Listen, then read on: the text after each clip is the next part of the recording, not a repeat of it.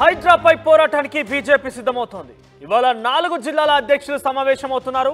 హైడ్రా ఏకంగా ఒక అగ్రెసివ్ గా వెళ్తున్న నేపథ్యంలో హైడ్రా ఏకం కూల్చివేతలపై చాలా అగ్రెసివ్ గా ముందుకు వెళ్తూ ఎవరైనా సరే అందరూ ఒకే రకంగా నిర్ణయం ఉంటుందన్నట్టుగా వాళ్ళు కూల్చివేతున్న నేపథ్యంలో రాజకీయంగా టర్న్ తీసుకుంది. ఇప్పటికే బీఆర్ఎస్ పార్టీ చాలా తీవ్ర ఎత్తున విమర్శలు గుప్పిస్తోంది. రాజకీయంగా తమ పార్టీ నేతల్ని కాంగ్రెస్ లో కలుపుకోవడం కోసమే హైడ్రా అనే ఒక వ్యవస్థను వాడుకుంటున్నాడు రేవంత్ రెడ్డి అని హరీష్ రావు ఆరోపణలు గుప్పిస్తున్నారు. మరోవైపు బీజేపీ పెద్ద ఎత్తున పోరాటానికి సిద్ధమవుతోంది. ఇవాళ 4 జిల్లాల అధ్యక్షులు సమావేశం కాబోతున్నారు. Medchal urban, Medchal rural, Rangareddy urban, Rangareddy rural జిల్లాల అధ్యక్షులు సంయుక్త సమావేశం ఏర్పాటు చేసుకున్నారు. హైడ్రా వ్యవహరించాల్సిన తీరుపై నేతలకు దిశానిర్దేశం చేయనున్నారు. ఇప్పటికే హైడ్రాపై తలో మాట మాట్లాడుతున్నారు బీజేపీ నేతలు. ఒకరేమో పేదల జోలికి వస్తే అంతు చూస్తాం, పెద్దలు చేసినటువంటి అక్రమాలను కూల్చేయండి అన్నట్టుగా మాట్లాడితే, మరోవైపు బీజేపీలోని 4 జిల్లాలు అయితే మేడ్చల్, రంగారెడ్డికి సంబంధించి అర్బన్, రూరల్ జిల్లాల్లో పలు రకాలుగా బాధలు పడుతున్నాయి. ఓఆర్ఆర్ వరకు ప్రస్తుతానికి హైడ్రా విస్తరించింది. దాని అవతల ఏదైనా కనుక సడన్ డెసిషన్ ఉంటే కనుక ప్రభుత్వం నుంచి నిర్ణయం మేరకి ఎక్స్టెన్షన్ అయ్యే అవకాశం కూడా కనబడుతోంది.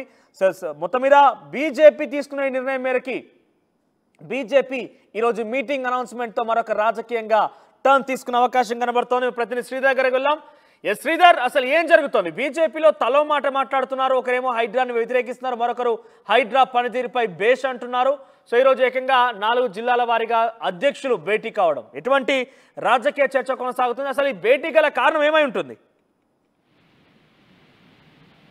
అటు బీజేపీ నేతలు హైదరాబాద్ తలో మాట పైన కూడా పార్టీ అధిష్టానం దృష్టి పెట్టింది. దీనికోసం ఈ రోజు జిహెచ్ఎంసీ పరిధిలో ఉన్నటువంటి 4 జిల్లాలు ఏవైతే ఉన్నాయో, మేడ్చల్ అర్బన్ కానివ్వండి, రూరల్ కు సంబంధించినటువంటి జిల్లా, అలాగే రంగారెడ్డి అర్బన్ రూరల్ జిల్లాలు ఏవైతే ఉన్నాయో పార్టీ ఆ జిల్లాల అధ్యక్షులతో కూడా రాష్ట్ర నాయకత్వం భేటీ అవుతూ ఈ రోజు బీజేపీ రాష్ట్ర కార్యాలయంలో జరిగినటువంటి ఈ భేటీలో పలు కీలక సూచనలు చేస్తారు. ఎందుకంటే హైడ్రాకు సంబంధించి ఇప్పటికే బీజేపీ కొంతమంది నాయకులు వ్యతిరేకిస్తున్నారు, మరికొంతమంది నాయకులు కూడా దాన్ని స్వాగతిస్తూనే పేద పెద్దవాళ్ళని ఎవరిని లేకుండా ఉన్నటువంటి చెరువులు ఏవైతే ఉన్నాయో పార్టీలో ఖచ్చితంగా అన్ని కూలగొట్టాలని చెప్పి కూడా ఒకవైపు రఘునందన్ రావు ఇస్తే, మరొక పక్క ఈటెల రాజేందర్ సంబంధించి ఎందుకు కూలగొడుతున్నారు, చెరువు ఎఫ్టీఎల్ కానివ్వండి, బఫర్ జోన్ లో కానివ్వండి పట్టా భూములు ఉంటాయి, దాంట్లో చాలా మంది ఇల్లు నిర్మించుకొని ఉంటారు కాబట్టి వాటికి సంబంధించి పేదోళ్ళ జోలికి వస్తే బాగుండదని చెప్పి ప్రభుత్వానికి కూడా ఒకవైపు కూడా అల్టిమేటం ఇచ్చినటువంటి సిచ్యువేషన్ లో పార్టీ ఏ విధంగా ముందుకు వెళ్ళాలి,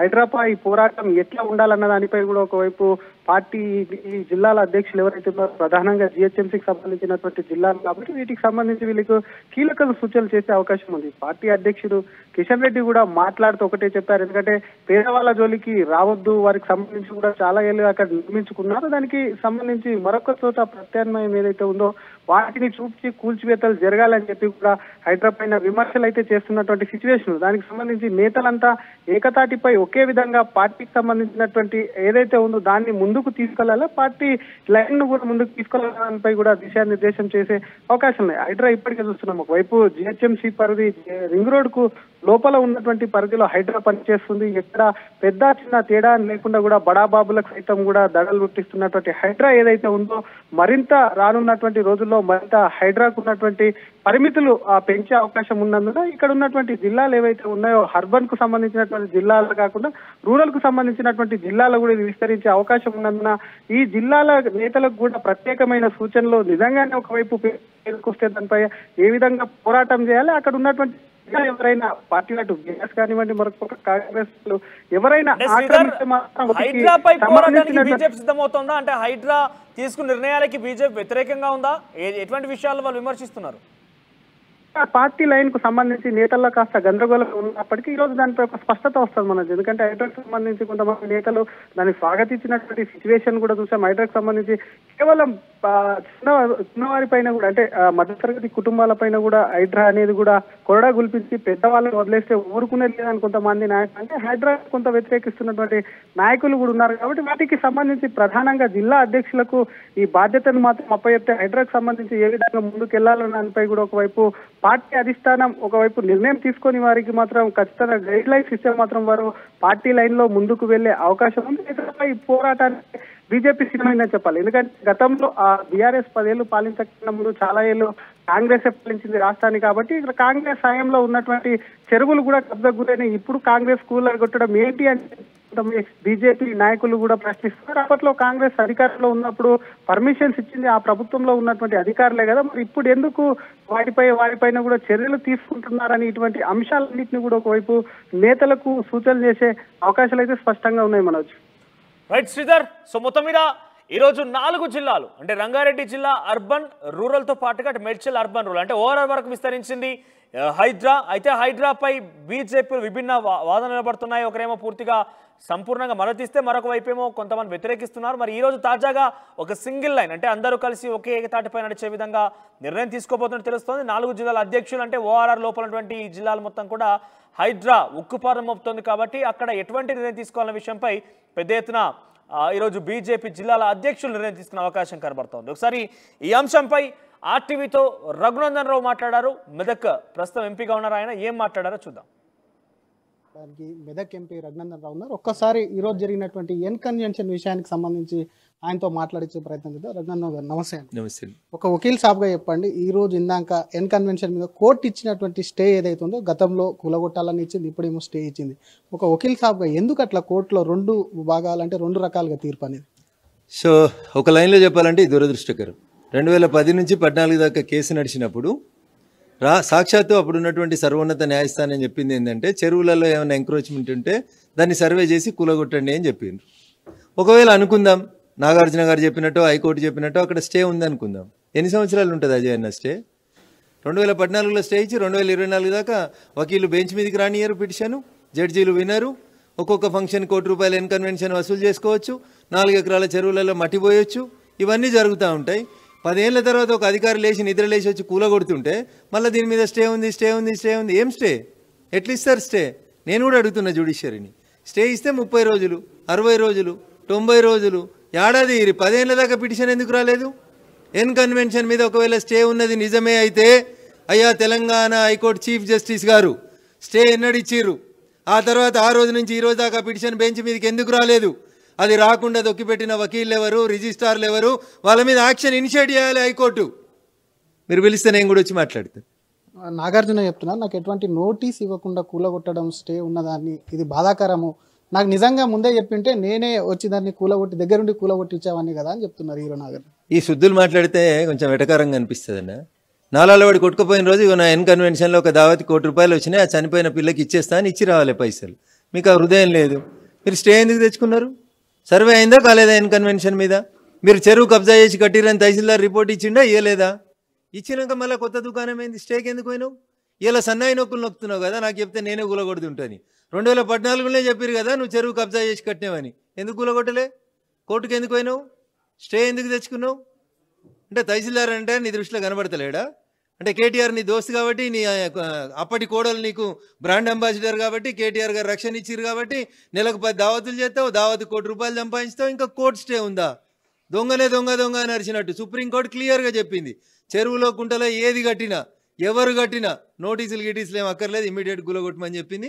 మంచి పని చేసి ఫైనల్గా ఏం చెప్పాలనుకుంటారు అటు కోర్టుకి కానివ్వండి, జడ్జిలకు కానీ, నాగార్జునకు కానీ? అన్నా నేను ఉన్నది ఉన్నట్టు మాట్లాడతా. ఉన్నది ఉన్నట్టు మాట్లాడేవాడు ఊరందరికి శత్రువు అవుతాడు. నేను ఒకటే అడుగుతున్నా, 2014లో అదే ఆంధ్రప్రదేశ్ ఉమ్మడి న్యాయస్థానం హైకోర్టు దాని మీద సర్వే చేసి ఎంక్రోచ్మెంట్ ఉంటే తీసేయమన్నది. అనుకుందాం 6 నెలలకు నాగార్జున గారు పోయి స్టే తెచ్చిర్రు. 2014లోనే తెచ్చుకున్నాడు, 15లోనే తెచ్చుకున్నాడు. నేను మీ ద్వారా ఇలా హైకోర్టు చీఫ్ జస్టిస్ గారిని అడుగుతున్నా, 2015లో స్టే ఇచ్చినటువంటి పిటిషన్ స్టే ఎన్ని సంవత్సరాలు ఉంటుంది? ఎందుకు ఇనలేదు మీరు? ఎవరిది తప్పు? పిటిషన్ బెంచ్ మీదకి ఎందుకు రాలేదు? స్టే తీసుకుపోయి 10 ఏళ్ళు ఒక్కొక్కడు 100 కోట్లు సంపాదిస్తుంటే దేనికోసం కోర్టు? సుప్రీంకోర్టు ఏం చెప్పింది? చెరువులలో కడితే కూలగొట్టమని చెప్పిందా చెప్పలేదా? మీరు ఆత్మపరిశీలన చేసుకోవాలి. Thank you. ఇది అసలు 2014లో దానికి సంబంధించినటువంటి పిటిషన్ ఉంటే అప్పుడు ఇచ్చినటువంటి స్టే మీద ఇన్ని రోజులు బెంచ్ మీదకి ఎందుకు రాలేదు, ఎవరు దాన్ని నొక్కి పెట్టారు, రిజిస్ట్రారా లేకపోతే జడ్జిలా అని చెప్పి ప్రశ్నిస్తున్నాయి. మరొక పక్క గతంలో ఉన్నటువంటి బీఆర్ఎస్ ప్రభుత్వంతో దోస్తీ ఉంది కాబట్టి ఇన్ని రోజులు బెంచ్ మీదకి రాకుండా దాన్ని మేనేజ్ చేశారని చెప్పి కూడా రఘునందన్ ఆరోపిస్తున్నారు. మరొక పక్క ఖచ్చితంగా సుప్రీంకోర్టు ఆదేశాల ప్రకారం ఎవరు చెరువుల మీద అక్రమ నిర్మాణాలు చేపట్టినా దాన్ని కూలగొట్టాల్సిందే, ఎన్ కన్వెన్షన్ ఏమి దానికి వేరే కాదు అని చెప్పి కూడా మెదక్ ఎంపీ రఘునందన్ రావు అంటున్నారు. కెమెరామెన్ కోటితో శ్రీధర్, RTV, హైదరాబాద్.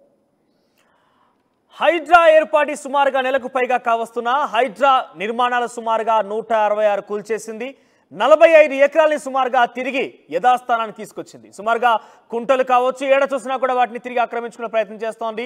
అయితే ఇవన్నీ ఒక ఎత్తు అయితే మొన్న కూల్చిన ఎన్ కన్వెన్షన్ తర్వాత హైడ్రా భూమి ఒక్కసారిగా పెరిగిపోయింది. హైడ్రా పేరు వినంగానే అందరి గుండెల్లో రైలు పరిగెడుతున్నాయి. సో ఏకంగా రాజకీయంగా కూడా చర్చకు తావిస్తోంది హైడ్రా. అయితే ఇప్పటికే రఘునందన్ రావు ఆర్టీవీతో ఏం మాట్లాడారో చూద్దాం. ఆ తర్వాత ఈటెల రాజేందర్ కూడా హైడ్రా విషయంపై రియాక్ట్ అయ్యారు. ఆయన ఏం మాట్లాడారో కూడా చూద్దాం. దాదాపు 40 సంవత్సరాల పైబడి పాలించిన party Congress party. Congress party Revanth Reddy ముఖ్యమంత్రి కాగానే పుట్టిన పార్టీ కాదు. కాంగ్రెస్ పార్టీ 100 సంవత్సరాల చరిత్ర కలిగిన పార్టీ. ఇక్కడ ఆనాడే కాంగ్రెస్ పార్టీ అధికారంలో ఉన్ననాడు 30 ఏళ్ల క్రితం 40 ఏళ్ల క్రితం చెరువులలో పట్టాభూములు ఉంటాయి. చెరువులలో ఉండే పట్టాభూములు అవి ఎఫ్టీఎల్ కావచ్చు. వాటికి పేదలకు పట్టాలు ఇచ్చి ఇల్లు కట్టించిండ్రు. వాటికి పర్మిషన్లు ఇచ్చి లేఅవుట్లు చేసుకొని ఇచ్చిండ్రు. ఇవాళ అలాంటి లేఅవుట్లు, అలాంటి పట్టాలు ఇచ్చిన పేదల ఇల్లు ఇవాళ ఎఫ్టీఎల్లో ఉన్నాయి, వీటి కూల్చేస్తామని చెప్పి భయపెడుతున్నట్టుగా ఇంతకుముందు సాహెబ్ నగర్ గ్రామ ప్రజలు, సరూర్ నగర్లో 30 ఏళ్ల క్రితం 40 ఏళ్ల క్రితం కట్టుకున్నటువంటి ప్రజలు, ఫాక్స్ సాగర్లో బాజాప్తా ప్రభుత్వమే పట్టాలు ఇచ్చి కట్టుకున్నటువంటి ఇళ్ళన్నీ కూడా కూల్చివేస్తామనేటువంటి భయం ఏదైతుందో ఇవాళ ప్రజలందరూ కూడా కంటి మీద కుడుకునే కూడా చేస్తూ ఉన్నారు. నేను అంటా ఉన్నా, హైడ్రా గురించి, నీ అక్రమాల చిట్టాల గురించి, నీ దందాల గురించి నేను మాట్లాడుతుంది, కానీ సామాన్య ప్రజల్ని వేధించే భయభ్రాంతుల గురించి చేసేటువంటి పద్ధతులలో మీరు ఆలోచన చేస్తుందా రేవంత్ రెడ్డి అని చెప్పి అడుగుతా ఉన్నా.